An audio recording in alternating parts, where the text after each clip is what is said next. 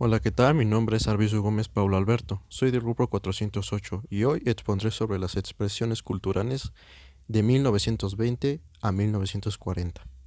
Hoy nos centraremos en los temas tecnológicos, científicos y artísticos del mundo y en México en estos años. Hablaremos primero que a inicios del siglo XX hubo grandes avances industriales y con eso conllevó a desarrollar disciplinas como la ciencia y la tecnología. En un inicio, los países pasaron de ser rurales a urbanizados, y los más destacados eran Alemania y Gran Bretaña, gracias a la revolución industrial. Y más adelante aparecen competidores como Japón, Rusia y Estados Unidos.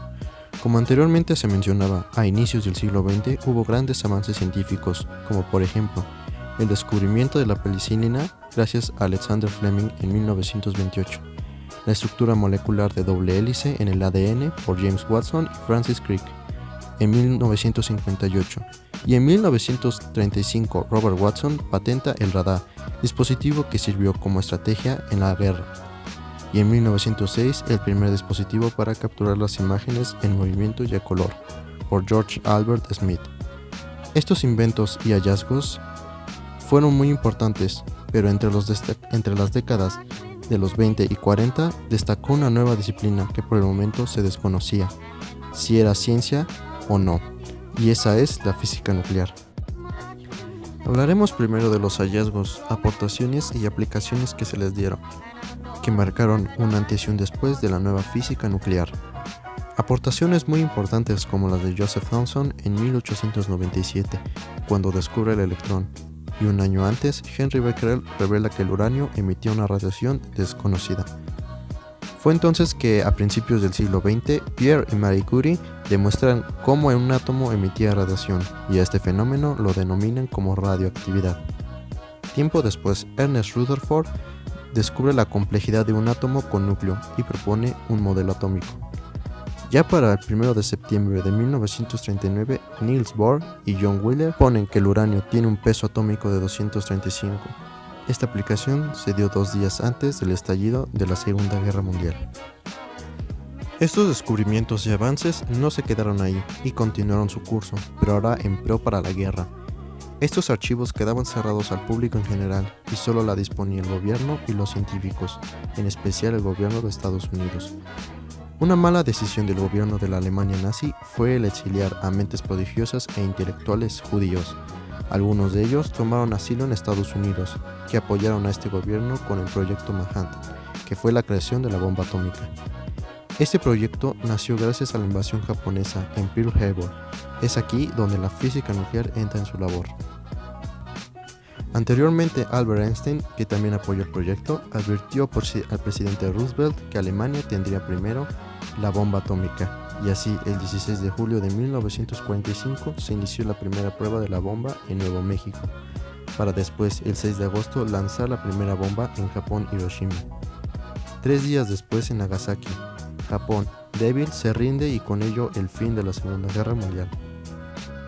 Ahora, con los grandes avances tecnológicos y la gran urbanización, sirvió como inspiración para algunos artistas, y es así como surge el Manifiesto Futurista en 1909.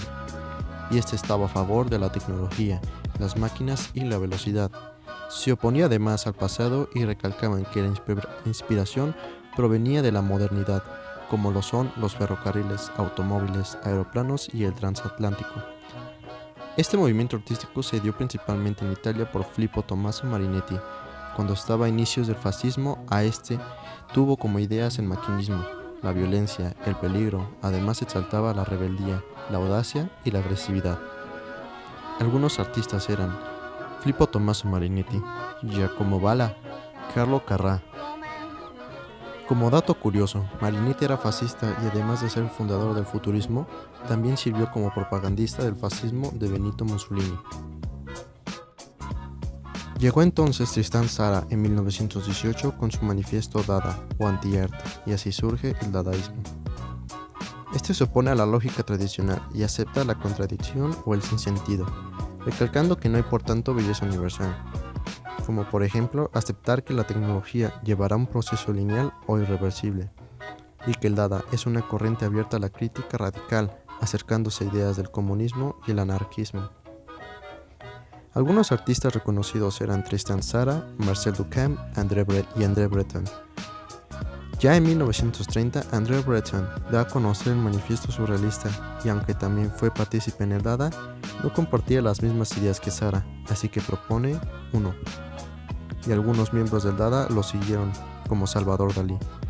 Este movimiento se basaba en las aportaciones de Sigmund Freud sobre el psicoanalismo. Este tema también fue criticado por Tzara, pues reclamaba al psicoanalismo como un instrumento de dominación y control social de la burguesía, pero Breton le dio un sentido revolucionario y liberal, afirmando que los deseos que el ser humano no cumple no tienen por qué convertirse en síntomas de una enfermedad o de llevarlos a los sueños y apartarlos de la realidad, sino lo contrario, realizar con estas creaciones y experiencias artísticas. Es por eso que es una expresión vital que trastocará la naturaleza humana a partir de la creatividad. Algunos artistas reconocidos eran André Breton, Salvador Dalí y Leonora Carrington. Ahora veremos que no solo hubo participación de carácter internacional en las artes, sino una mezcla extranjera y nacional, y hablamos de la participación artística en México germano. Antes y después del estallido de la guerra, como antes se mencionaba, hubo exilios y asesinatos de la población que estuvieron en contra de los regímenes totalitarios como el fascismo y el nazismo, en algunos países de España, Japón, Italia y Alemania. Fue entonces que en un acto de solidaridad del gobierno de Lázaro Cárdenas en dar asilo nacional a aquellos exiliados y con problemática en su país, además de la gran labor de Gilberto Bosques, pues él les abrió las puertas mexicanas a más de 30,000 extranjeros y exiliados, y entre ellos eran artistas alemanes. Fue entonces que surgió la Liga Pro Cultura Alemana en México, que fue una organización de mezcla mexicana y alemana, con la participación del taller gráfico popular. Buscaban advertir a la población mediante propaganda y conferencias en contra del nazismo. Claramente, al ser alemanes, se oponían al régimen nazi, pues además de que en el país se vivía una brutalidad, asesinar a la gente en contra del régimen por ser una ideología que castigaba por su orientación sexual, modos de vida, religión y con motivos raciales.